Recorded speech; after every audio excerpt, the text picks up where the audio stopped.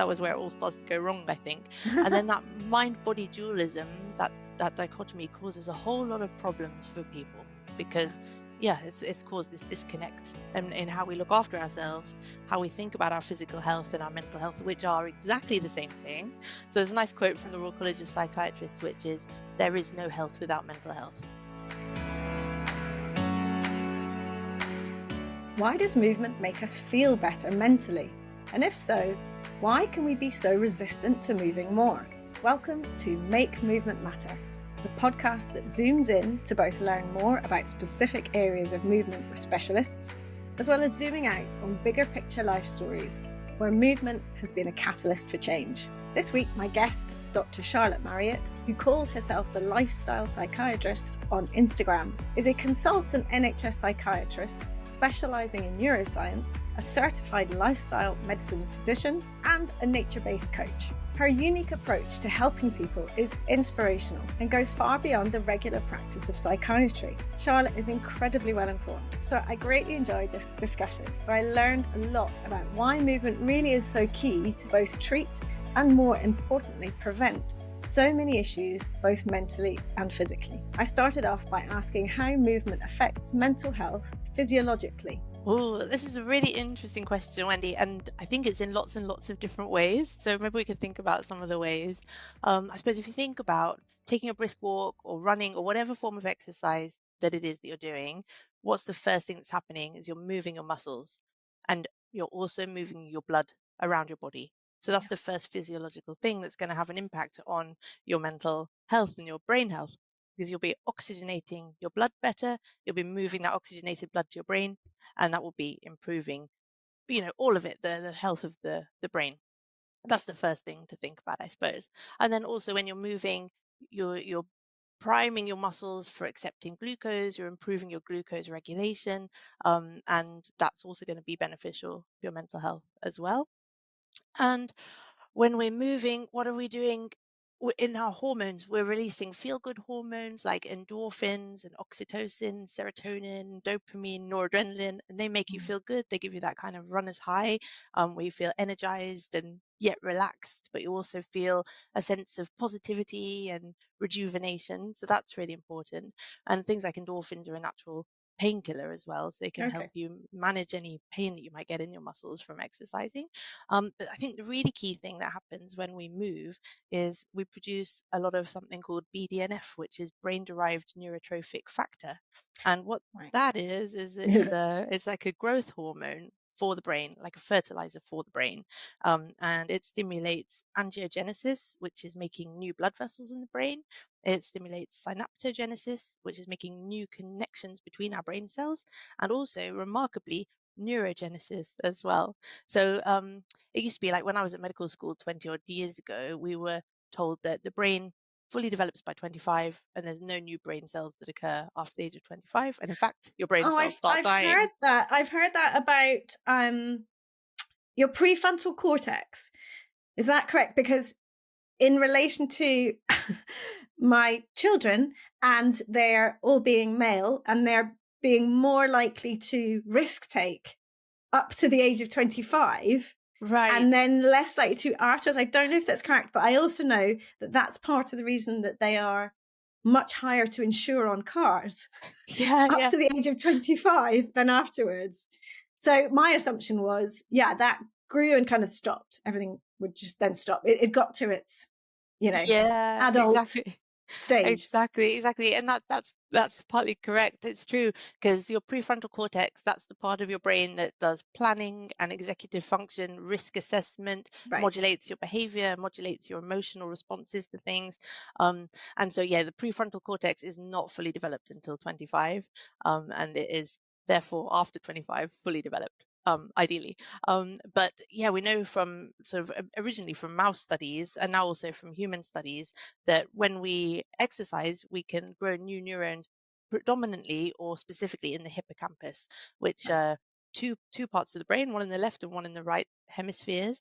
And the hippocampus is absolutely key for learning, memory, focus, also emotion as well. And so through exercise, we can actually change the structure of our brain to improve our cognition, to improve our memory, our ability to learn and take in new information, and also to improve our mood as well. So yes, It's hugely, amazing. hugely important and exciting. Yeah. Yeah, and we are the bodies, the beings we are, and we move through space because we've got a brain that is driving us to do that. And even though if we had a much smaller brain, we would still be doing that and procreating and so on. But supposedly, what separates us, or doesn't separate us, but makes us more complex beings, is that ability to think, and perhaps that's a downside as well in many ways, because that's what can go wrong for Yes. humans, perhaps in a different way. So you are a consultant NHS psychiatrist, but you're also a certified lifestyle medicine physician. Did I get that right? Yes, that's good. Yeah, yeah. And a nature-based coach. And Yeah. the reason that I find that really fascinating is because you have mixed two worlds in a sense. We're very used to medicine and psychiatry, particularly in the UK. I can only really speak to the UK, Hmm. being more about treatment. So when problems present themselves, you go for treatment to the right places, which is really important. And aren't we lucky that we have that? Thank goodness. Yeah. But you've also chosen to also specialize in something called lifestyle medicine. So can you tell us a bit more what lifestyle means? Because it could be taken in many ways, I'd imagine, a bit like me being a natural movement coach. What's that? Yeah. Yeah, That's true. And I think the word lifestyle and lifestyle medicine can be interpreted in different ways, and it's not always favorably interpreted right. because it can sound pejorative in some ways, judgmental in others, and it can sound like we're telling people how they should be living their lives, and that some ways of living are good and some ways of living are bad. And that's not what it means at all. No, What it means really is the small things that we all do every day that can impact our health and our well-being. And we call those lifestyle factors. And broadly, the lifestyle pillars, we call them the 6 pillars of lifestyle medicine, are broken down into nutrition, physical activity, sleep, harmful substance or risky substance reduction, stress management, and positive psychology and connectedness. And they're all evidence based. So, lifestyle medicine is evidence based medicine. There's a wealth of research going back decades about the things that we all do that impact our health and well being. And yeah, sorry, I was just going to say no, go they show that we can prevent many, many, many different chronic diseases. Also, we can reverse, so we can use lifestyle medicine to treat and reverse chronic disease as well, including type 2 diabetes, cardiovascular disease, depression, the cancers, the list goes on. Yeah. Which makes sense because to many, there is this sort of separation between the way we live our lives Yeah. and then what happens to us. And I think a lot of people think that certain things that happen to them in their lives, it's part of their stack of cards they're born with, their genetic makeup, or it's more likely because people in previous generations have had XYZ and so on, and Yeah. that perhaps they therefore feel powerless for that to not happen to them, Yeah. and scared clearly as well that is something that is more likely to happen to them.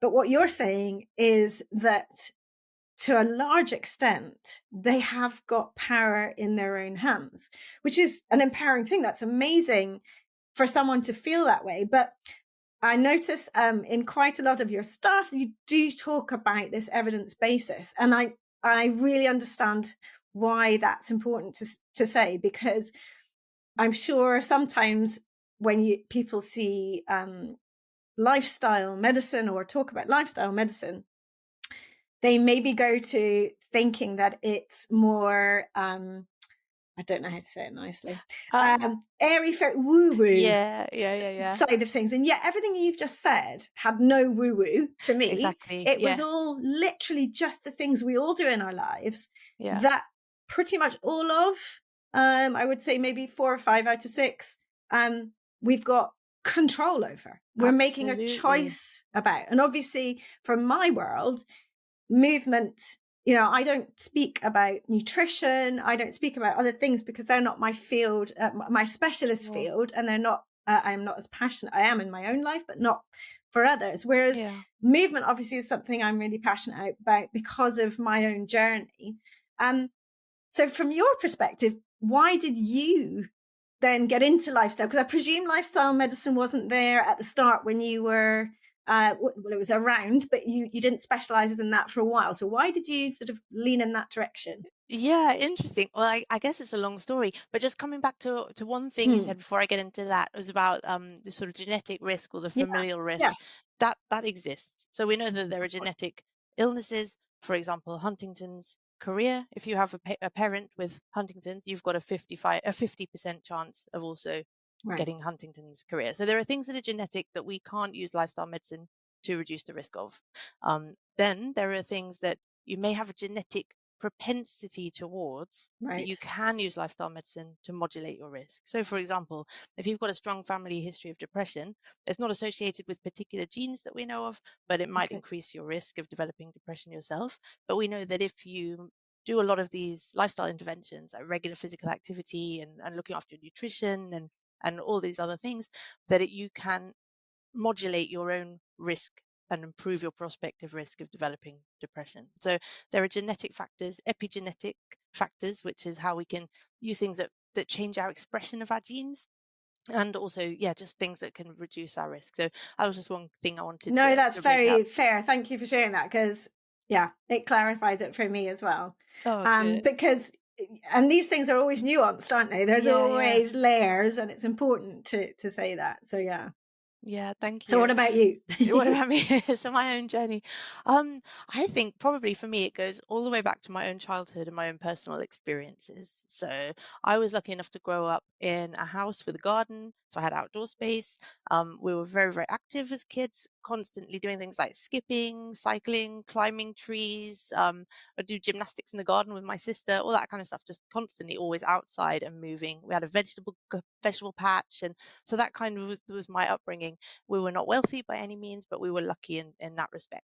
And so I at that stage I wasn't really aware of it being part of health or improving my own health or anything like that. It was just what we did. It was natural, normal for us. And then when I was 18, I went to university in London. So I moved from a kind of semi-rural environment to big city, The bright big lights. smoke. Yeah, Yeah. The big yeah. smoke, literally, especially at that point. Exactly. I Yes. remember leaving the tube when I lived there and blowing my nose Yes. and thinking, what's all this black on my hands? Absolutely, black Yeah. stuff came out your nose. Yeah, yeah, yeah. I loved London, by the way. Just to say, I do love London, but I don't love Yeah. that. Yeah, don't love that. In lots of ways, it's not a healthy city to live in. If you think about, how busy it is, constantly rushing, the traffic, the pollution, the number of people, and the stress that caused me. So I found out living in the big city that I'm a country bumpkin. I need quiet, I need solitude, I need green space. And so living in London, I'd often get back from a day of studying at uni, and I'd go into my flat and I'd be kind of frustrated and irritable. And what I would do is I'd like throw my bag down and I'd leave the flat and I'd go for a walk or a run around the local park. Because in London there are parks everywhere. So, Mm, you find your green space, and I'd go for a walk or run for half an hour, and then I'd be okay again. I'd feel yeah. I could relax, I could enjoy myself again. And if I didn't do that, I wouldn't be able to get rid of that sort of pent up frustration feeling. So that was when I started to think about the power of things like exercise, nature, mindful time on your own for your mental health and well-being. Um, and also, I carried on my healthy eating habits from childhood because, there's a load of evidence that shows if you're introduced to these healthy habits in early life, you take them with you throughout your life. So I was lucky Oh, from I that point really of hope view. that's the case because I've worked so hard. It's definitely the case. There are lots of It papers doesn't about always that. feel like it, but let's hope it comes out. Yeah. Yeah, I'm sure it will. And then studying medicine and then working as a doctor, you see a lot of different people from all sorts of different walks of life, all sorts of different backgrounds, all sorts of different lifestyle habits, all sorts of, different socio-demographic, economic situations and so on. And you can see a clear correlation between things like smoking, alcohol, substances, and physical health problems going forward. You can see a correlation between people's recovery from things like operations. If they're fit and active beforehand, they recovered so much more quickly Right. afterwards. So I was just becoming aware of all of these different things, and then started my training in psychiatry in 2006, and was noticing the same things were relevant to mental health as they were to physical health. And I just felt that in general, in conventional medical treatment, we often weren't addressing those things that could really make a difference for people's lives. So, for example, when I was doing general medical jobs, people would come in with a heart attack or a stroke or pneumonia or whatever it would be, and we would treat that one thing that they came in with, and then we'd send them home again. But I could see that there'd be so much potential if we could only just help them in all the different ways. And did you Um, sometimes forecast forward for that person sometimes and think they may be back, rather yeah. than if I know I could just get a little bit more of their time and convince them they may not be back? Yeah, definitely, Yeah. definitely. And they're just, yeah, I guess the whole thing in the NHS is it's very, very, very overstretched. So you do what you do and you move on to the Mm. next thing, and it's very fast. And although it's person-centered, it's not always holistically person-centered. We're not always looking at the whole person. But in psychiatry, we do have that opportunity to look at the whole person. So I find that much more rewarding, Right. and we have more time in psychiatry with our patients too. So we Okay. can start to bring in these different things that could really make a difference more holistically in their lives. Um, and then, so lifestyle medicine really wasn't a thing in the UK at all. It didn't have a name until about 2017, 18, something like that, I think. Oh, that's relatively recent. Really Yeah. recent, yeah. And the movement started in America, and then the British Society of Lifestyle Medicine was founded, and it's just grown exponentially ever since, because there are many, many, many, many, many thousands of doctors like me who have this viewpoint, of how we can improve healthcare, how we can improve the health of the population, how we can improve the health of the nation, and we're very, very passionate about that. So yeah, it's Absolutely. a big movement now. No, it's fascinating. I didn't realize it was quite so recent. And often these things do start off earlier in America and then come across. Um, but as you say, we are really stretched in this country in the NHS. And if we think about the physical health side, which there really shouldn't be a separation, the way you treat it is separate. But Yeah. if someone is presenting to a GP with something that's seemingly very physical, and yet obviously there could be other things going on. I don't necessarily mean mental illness, but things that are affecting their psyche.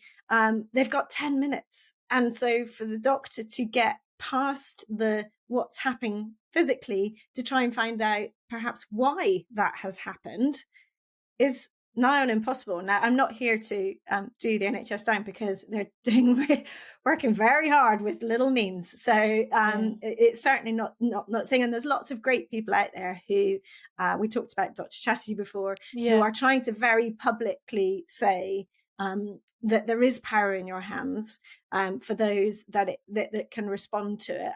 And you talked a little bit there about physical and mental health. And I'm always very fascinated by this Yeah. sort of being seen as separate. And I think Yeah. still is. And it's Yeah.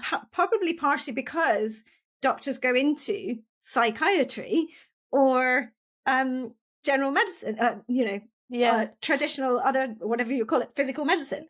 Um, Exactly. and therefore, we then, as the general public, seem to have separated it out. And I don't know why that Ah, exists, because for absolutely. me, they are in half the clients I see, the part of the reason that they have got into dysfunction is because something's happened in their lives, Hmm. or they have lacked confidence. And therefore, I actually find that I end up treating, I don't treat people, sorry, but looking at both sides of the coin, how they feel and see movement in Yeah. their lives, and what they believe they're capable of, and helping to build their confidence, which in turn means they're more likely to take on more, try more, the confidence builds, and it becomes a lovely upward cycle when you get it right, and they believe in their bodies again.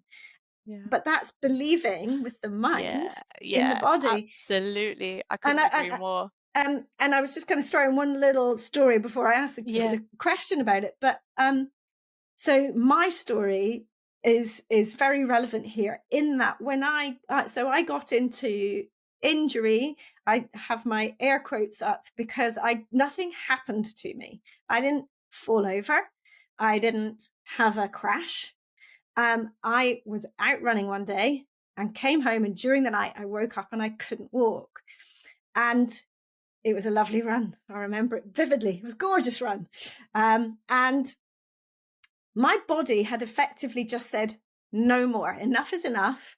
I found out through many years that I had a very twisted pelvis. The other muscles were desperately trying to hold on, because I then also found out I have hypermobility. Certain points in the month, everything gets a bit more lax. And I was running on an unstable foundation, that then, having a very sensitive constitution, very unmedical terminology there, but I really believe in it. Yeah. I really felt my pain. And therefore I got into a chronic pain cycle for 4 years, which I Gosh. couldn't separate out whether I was feeling the pain, which to me, it was incredibly real. And I still believe it was real. Yeah. But for me, what was interesting was that halfway through that process, I sort of stopped my treatment. I stopped when I was doing my rehab, because I was so frustrated that nothing was moving the dial forward. I had lost all hope that I would ever move the way I had before again. And I came to a kind of a moment where I realized I had to give up running in my head, which is weird because it's just one little thing. But giving up running in my head, and therefore the expectation of who I was going to be in the future versus who I was in the past, was the thing that relieved me of all the pressure I was effectively putting on myself to have a body that I didn't actually have. And looking back on that, that was the point that I started to move forward. And I truly believe that that was a mental shift that then started to help my body heal. And some people might see that as woo-woo. But for me, it absolutely, utterly proved to me that the body and the mind are more linked than we could even understand, particularly in Yes. pain and trauma. And I read an amazing book, which I'm sure you know off by heart, The Body Keeps the Score, by, I've got his name down because I didn't want to get it wrong, Bessel Bessel van der van der Kolk. Kolk. Yeah. And it was a door opening in my mind that said, you're right, and this is okay, and keep going and believe in your body. It's an amazing vehicle, and you just need to work through this. So as a lot, but is there something you see a lot? And so do you see it as a two-way? Because obviously I'm coming at it from the movement and physical side. Do you see it very much as a two-way street between mind and body? Yeah, and first of all, thank you so much for sharing your personal story, Wendy's. I think our stories are really powerful, aren't they, for communicating It's things with why I do what I people. do. Yeah, exactly. Do I see it as a two-way street? No, because Okay. like you, there is no distinction in my mind between the mind and the body. It's a false Right. dichotomy. Yeah, Yes. Good. yeah. Good. Yes. So There is no yeah, disconnect. There is there's no no disconnect. separation. There's no Exactly. Armco in the middle. No, because where is your brain? It is in your body. It's part of your body. It's an organ of the body, just like your heart is. We don't talk about the heart-body connection or No. the lung-body connection. Although interestingly, we talk about the gut Yes, with the but connection with the brain, and that's yes, in that's a that's yeah, that's a yeah, whole nother it's topic. it's a whole other story. Absolutely fascinating, the connection with the gut and the brain. Yes, but that just goes to show how interconnected everything is. So Yeah. thinking about the gut and the brain, going off on a bit of a tangent, the brain and the gut are physically connected by your vagus nerve, the 10th cranial nerve, longest cranial nerve in the body, goes all the way from your brainstem down through your pharynx into your thorax and to the heart, the lungs, the liver, the gut, the stomach, the colon, all of it. So direct connection Is there between the brain anything and the else body. that does that in the body? Well, Has between the that brain. yes, has such a long connection, if you see what I mean, almost geographically through the body. Is there anything apart from your vessels, your blood vessels and so on? Well, everything is connected, isn't it? Because Well, I we've got suppose. yeah, Yeah, it's all sorry. connected, and then you've got hormones as well, which are chemical messengers. So everything in the True, body is true. connected. Okay. Yeah. But yeah, that's like a what do you call like when you plug in your Wi-Fi, not the Wi-Fi, is it called like a LAN cable? Oh, I don't know. I'm using Landline, analogies yes. I don't I know understand. what you mean. Landline, yes. Yeah, so it's like it's not if you imagine hormones being like a Wi-Fi connection, and then the vagus nerve to from your gut to your brain being like a plug-in Oh, I router know. connection. Ethernet. I don't understand these terms, but I don't know why I'm I using think this I think analogy. we don't know about our technological stuff. Okay, it's like a wire instead Yes, of it's a physical wire. yes, Yes, exactly. yes, yes. So they're physically connected, but they're also connected through hormones and chemical messengers and neurotransmitters and all sorts of things. But yeah, so the brain is an organ in the body. It's to me the most fascinating organ of the body and the most fundamental. I've always thought actually as the body being the thing that carries your brain around because you can't do anything else without your brain. It's So the true. single most important organ and it controls all of the other organs and they feed messages backwards and forwards. So there is no separation in my mind, although there's this false dichotomy that's existed for 100 years or more in medicine. So until I think the 1920s, around then, neurology and psychiatry were one discipline. And nowadays we think of neurologists looking after the nervous system as it pertains to the body and psychiatrists looking after the mind. But until the 1920s, it was the same medical discipline. So Right. that was where it all started to go wrong, I think. And then that mind-body dualism, that dichotomy causes a whole lot of problems for people Yeah. because yeah, it's caused this disconnect in how we look after ourselves, how we think about our physical health and our mental health, which are exactly the same thing. So there's a nice quote from Yeah. the Royal College of Psychiatrists, which is, "There is no health without mental health." You Yeah. know, like you can have a body in tip-top shape, but if you've if your mental health is not good, there's what's you're not really healthy. And that kind of presents itself in when you are in pain or you've had trauma of any kind. We very physically show that by the positions we hold. And I see that a lot where, and I certainly have seen it in myself, where we go into that sort of protective, um, Yeah, in utero kind of yeah, curved shape, literally, because it's like a fearful thing. And it's lovely to then see the sort of open, confident, unraveled person who's feeling, in my case, great about the fact that they can do this and that again and they move freely. yeah. Yeah, it is.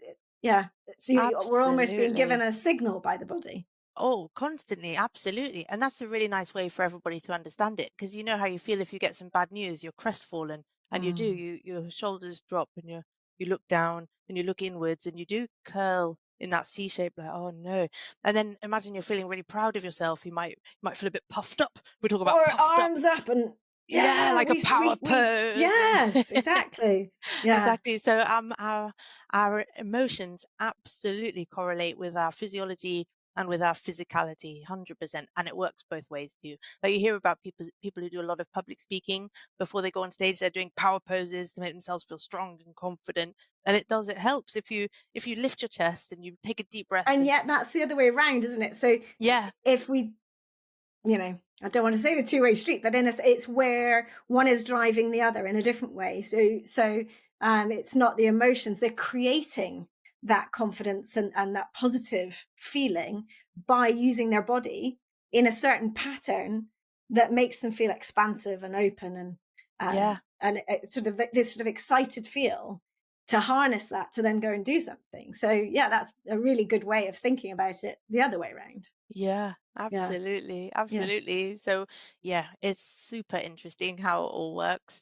Um, yeah, and then Um, we can think about how our emotions can dictate our physical health as well. So for example, if you have a lot of stress, you might develop a migraine, yeah, you know, or you might get an upset tummy, or there's so many different ways that how we feel emotionally impacts our physical well-being and vice versa.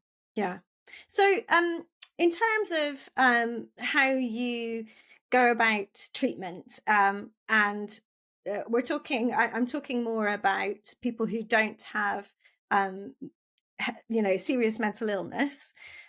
So the person on the street who is perhaps struggling a bit, and so on, would you always then go to lifestyle tools first to look at the way that they live their lives, or would you say this has got to be an integrated approach? How would you normally come at things? It's Because you've got your interesting. two hats in a sense, Yes, it's even though interesting. they're the one hat, Well, sort yeah, of. that's the trouble. That's what I was going to say. I don't actually work with people who don't have serious mental illness. Yeah. So So all of the patients I look after have well, they're in my NHS role, so I don't do any private yeah. practice. So they all do have serious mental illness. But I guess it's the same thing that the same principles apply, that we would be looking at what are the current issues for that person right now and what's going to help them the most.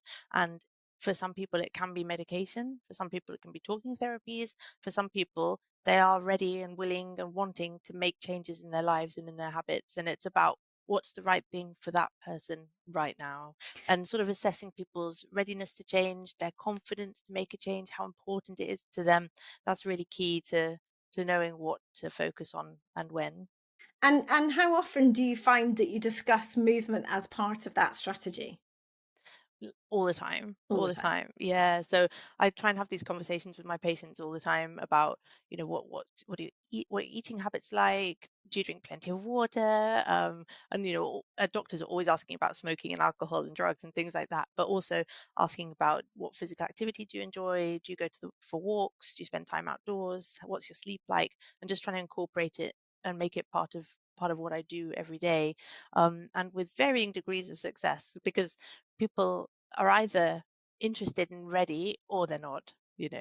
And so for someone who is more ready, let's Hmm. say, who wants to make a change and perhaps is wanting to have medication as the last thing that they decide to do, wanting to bring in other tools in the meantime, there's the guidelines. There's the 150 minutes moderate or 75 vigorous a week and so on, which I find, I know there has to be a guideline. I Yeah. understand that, but I find it very restrictive because, particularly in my world, that's about exercise in inverted commas rather than movement. And one of the things that I feel was an issue in my life, and I see in other people, is that the level of sedentarism Yeah. is significant. And I believe there are studies that you may be able to quote or not about the sort of equal um, difficulty it brings you being sedentary, as much as smoking in some instances, which for me is extraordinary that then we can manage to get this brilliant message across about smoking that has really changed hugely in the last decades. Yeah. And yet we can't so much about sedentarism. And my belief, and I am not science based, my belief, my pure personal belief, is that regularity in movement throughout the day in whatever form is really important. And that's coming literally from my sample of one, me, that, and people who agree with me, that when my brain slows down, when my energy lowers, when I haven't been outside enough, but like your London experience, I Yeah. feel kind of caged. I feel frustrated emotionally, but also physically I get itchy. And I've almost trained myself out of being able to sit for too long now. Same, And I same. feel uncomfortable in my Yeah, body. yeah. Yeah, yeah. Um, and so I therefore know it's almost like a learned thing that if you're consistent with your little movement breaks, not only do you feel like you sort of just moved the things that want to be moving, but also mentally, you just feel a little bit sharper, definitely happier by the Yeah. end of the day, and so on. And yet, sort of conveying that through messaging and encouraging is interesting because obviously people will see the fact that, well, I sit at a desk to do my job for 8 hours a day. How can I? Um, Yeah. and obviously I come up with little solutions. And many people have the kind of take the stairs versus the lift type of Yeah. thing, or balancing on one leg when because you're going to go and make a coffee at some point, or you're going to go to the loo. So walk backwards to get there. Look like the odd one out. Why not? But I find that is quite it's not seen as beneficial in the way that Yeah. exercise in inverted commas is. And yet I believe it's really powerful. So tell me if Yeah. I'm right or wrong. No, I absolutely agree with you, Wendy. And I think the word exercise has so many bad connotations, doesn't it, as well? People think about exercise as being like no fun, no pain, no gain. Yeah. We exercise to lose weight, we exercise to get fitter, but there's so little thinking around exercise as being something for joy, for happiness, for freedom in your body, for just enjoying moving. And I think those are some of the messages we need to get across. And then you mentioned the government guidelines, 150 minutes a week. Absolutely. But if you look at the poster in the bottom left corner, it does say reduce sedentary time. And that's Right. a really good place to start. I completely agree, because so many of us are sitting for long periods in the day. And when you're sitting, what's happening? Your body's stagnating, your spine is suffering in terms of its morphology, and also your blood is stagnating, you're pooling blood that's not moving, there's not much oxygen getting around to your organs and your brain, and it's just, you end up really sort of feeling sludgy and you just, lethargic, and Yeah. and you can't think And yet straight. most of the world is set up to get people, the modern world, Yes, for sedentary. those who are desk workers, and yet expecting productivity through Yeah. that, expecting people not to then have mental health and physical health issues. Because It's obviously really also from true. my perspective, it's also you're sat in one position. So you're tightening.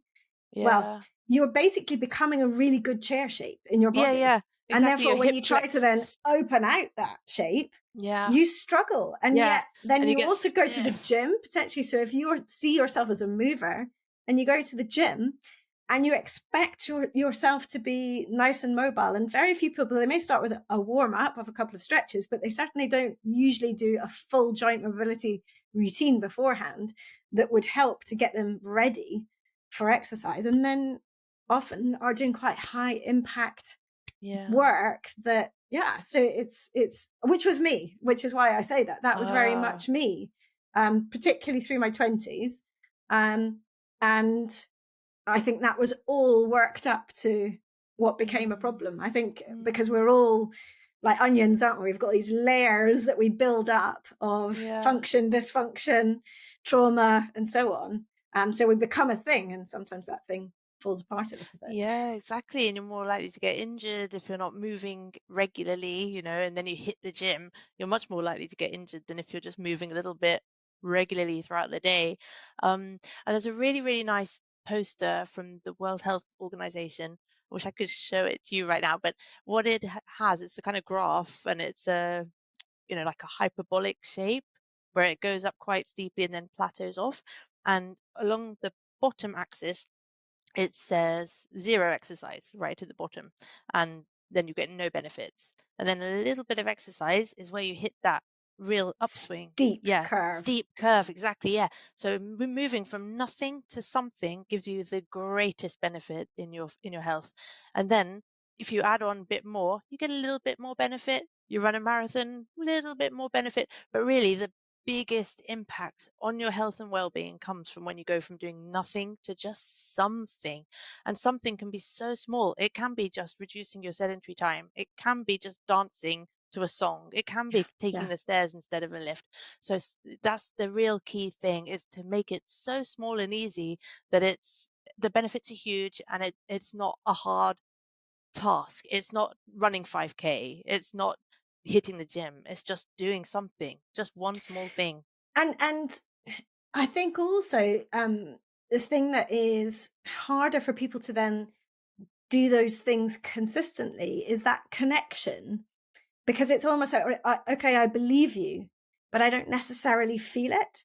And I said before, I'm kind of what I would Yeah. see as a sensitive constitution, whereby I feel emotionally, I feel my body very physically, very easily where it is, what's going wrong? I feel pain more, and so on.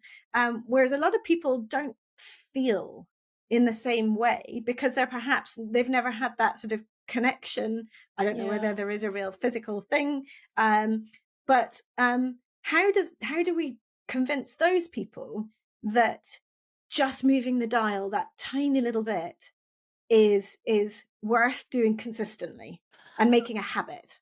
I think it's got to be experiential, you know. You can tell people things till you're blue in the face, but until somebody experiences it for themselves, they're not really going to understand it. And I'll tell you a small anecdote. It's a little bit separate, but it illustrates the point perhaps.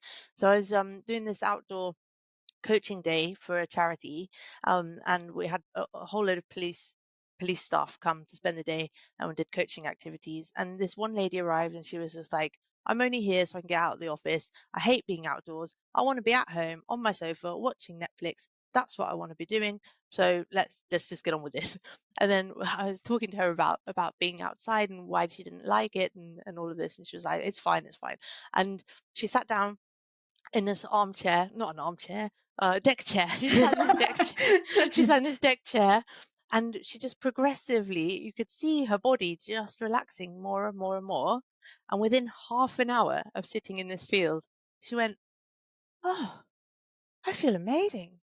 I feel so relaxed. This is incredible.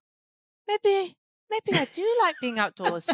And it was just that experience that she'd never had. She'd always said, "I'm not an outdoors person. I don't like being outdoors." And just half an hour of spending time in nature, her whole idea about it changed. And also you asking her to self-reflect. So Mm, you asking her to slightly question the barriers that she was putting up by saying, no, I prefer this, or no, I'm not that type of a person. Now, we're mm. all outside people Yeah, because yeah. we came from the By outside. default, yeah. Exactly. We didn't have these cement boxes. It's interesting how we have modernized ourselves in that respect and therefore restricted ourselves. Um, Yeah. that's a really great story because Yeah. the fact that she could see that shift so quickly, and it would be lovely to know now, did she then go on to maybe start walking I or, really hope so. yeah. She said she was going to spend more time doing outdoors things after that day, so I really hope she did take that forward. Um, Well, I bet she yeah. did. And that's that beautiful ripple effect that we talk about where you've sown a seed, and maybe someone just tries something small. Yes. And although we talk about exercise, if we start by talking about movement and outdoors and so on, we hope that the ripple means that either them or someone near to them is affected by that positively and takes it that bit further and so on, because they Yeah. almost get so into it that it becomes that thing. So tell me a bit more about your nature-based coaching, because that sounds fascinating. Oh, yes. Unfortunately, I'm not doing it at the moment 'cause I just Okay. don't have the time or the Oh. resources. Yeah, I just don't have the time. Um, but yeah, it's something I'd definitely like to do more of in the future. I really found during the pandemic, this was when I found that the kind of benefits of it was that, you know, we couldn't be getting people, our patients, into clinic to see us. We couldn't go into their homes because we were social distancing and all of that. So when I needed to see people face to face, we'd often go for a walk in nature. And Brilliant. I noticed like it was just extraordinary walking side by side with someone. We had a totally different conversation. They opened up in a totally new way and told me things they'd never talked about before. And I was, wow, this is super interesting. The power it has to connect in a new way, and I just thought it was a very profound experience. So it's something I would like to do much more of in the future, but yeah, at the moment I'm not currently doing that. And it's it's well reported that that sort of effects of being in nature also are incredibly beneficial for your mental health, which is obviously something that you felt in yourself from your childhood when you Yeah. didn't get it. And is that something that you will also say to patients and to people about how the importance of getting out? Yeah, absolutely, absolutely, all the time. And luckily, I work in a really well-resourced team, and we run two walking groups a week. So one of them is a city-based walk, but you know, we live in a small city. We work in a small city where we have a canal and a river and parks, and so there's a lot of green space involved in that. But also one one walk a week is in the nearby hills. So the Oh, staff take patients up the hill for a walk, and yeah, amazing. it's really And great. great for you as much as for them. Yeah, So you absolutely. get the best out of them, but also you're working in the most, because often hospitals or those types of environments can be the exact opposite. Yeah, yeah, And yeah, the yeah. fake lighting and the feeling like stagnant air and so on, which is Yeah. less conducive to health. Yeah, absolutely. And overheating as well. Oh my gosh. Yes. Yes. Yeah. Oh, it's been really, really interesting talking to you. So obviously this podcast is called Make Movement Matter because I, and clearly you, believe that it's something really, really powerful. So do you have any little, any cautions, first of all, about the connection between movement and mental health, and any thing that we should be, when we think about loved ones and advising them and so on, anything we should be cautious Mm. about? But then also, what would you say in the movement sphere, if you can think of it, is sort of your most effective thing that you get people to do physically that then helps with their mental health? Yeah, sure. Thank you. Okay, so cautions. I guess the main cautions are that not to do too much too soon. To build up slowly so that you can get used to whatever the new activity is that you're taking on, and also to be aware of any not to do things that you're not physically capable of. That's the key thing. And if you have any underlying cardiovascular problems, it's always a good idea just to Right. get that checked out. We don't want to cause any people any problems. But the other risk, I suppose, is that people can become obsessed and get obsessional about, Absolutely. Right. yeah. And I think that can be really unhelpful. So even just things like people can get totally obsessed with watching their heart rate going up when they're exercising on their smartwatches or Fitbits or Yes. whatever. Or whether Um, they've done their X steps, etc. exactly, exactly. So I think taking away monitoring is a good thing. And I think if you are monitoring stuff, don't don't pay too much attention to it. Yeah, Listen to your body instead rather than looking at numbers. that's great Um, advice. yeah, and actually, just on that point, there's this advert for this smartwatch. I don't know which brand it is, so not that I'm avoiding mentioning it, I just don't know. But there's this advert where the smartwatch tells you when is the optimal time to exercise, when is the optimal time to rest, when how much sleep you've been getting, and what that means. I was like, whoa, this is really bad if we're starting to rely on digital devices telling us when we need to rest, Yes, when it we stops you, as you say, connecting to how you feel. yeah, absolutely. And Yeah, and what you were mentioning before about being sensitive, having a sensitive constitution, I think what you're describing is you've got good interoception. You're able to look inwards and see what's happening in your body and your mind.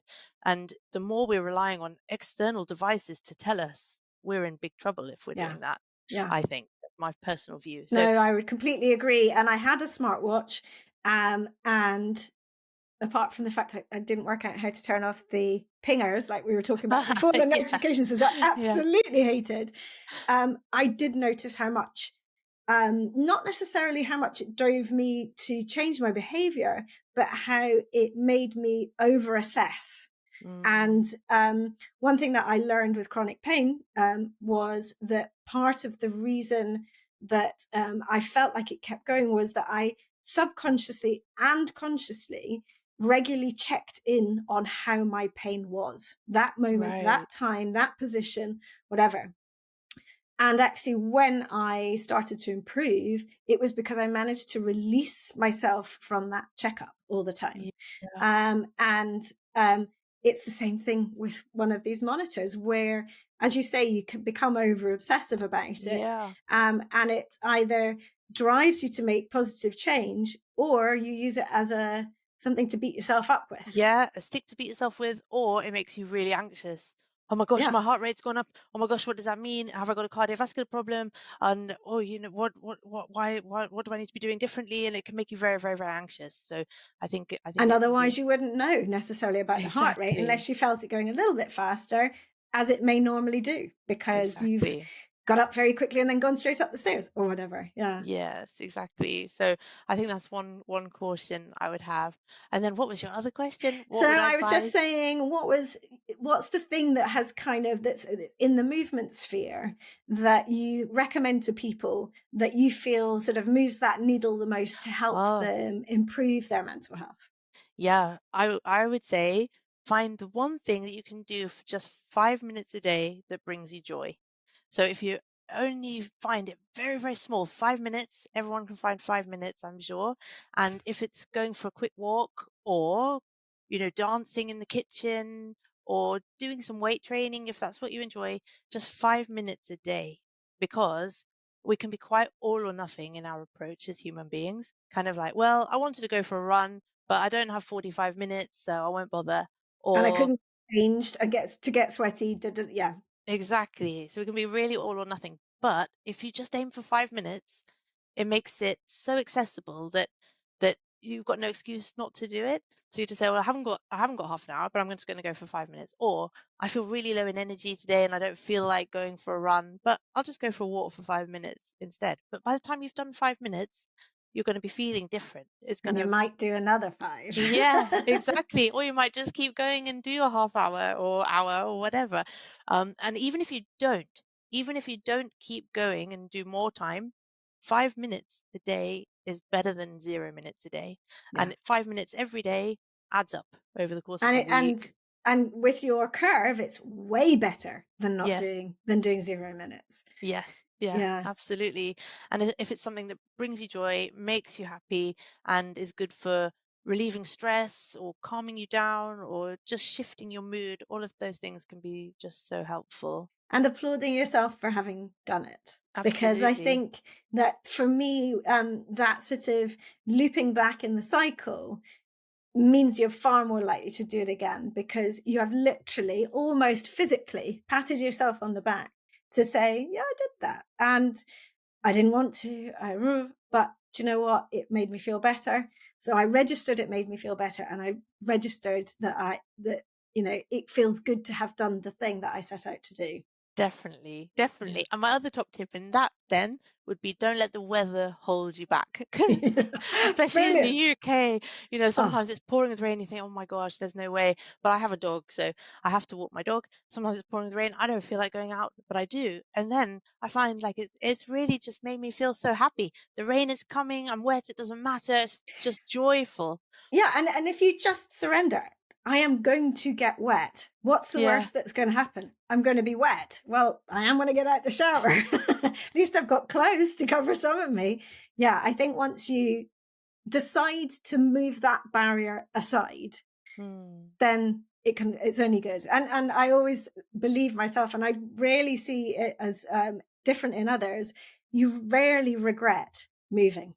You rarely feel worse unless you're in a real pain cycle and yeah. so on. But for doing the movement that you can do at your level, and as you say, the thing that brings you pleasure and joy, um, it's really a bad or a wrong thing to do. You usually come out of it feeling both physically and mentally better. So Yeah, absolutely. And it's an opportunity as well, isn't it? To meet new people, learn new skills, try something you've never tried before, and really just challenge it. Like there are so many different things you can get from it. It's not just about your physical health or your mental health, but your social health and your general yes, well-being and positivity and all of that. So yeah, I think there are no wrong reasons to move.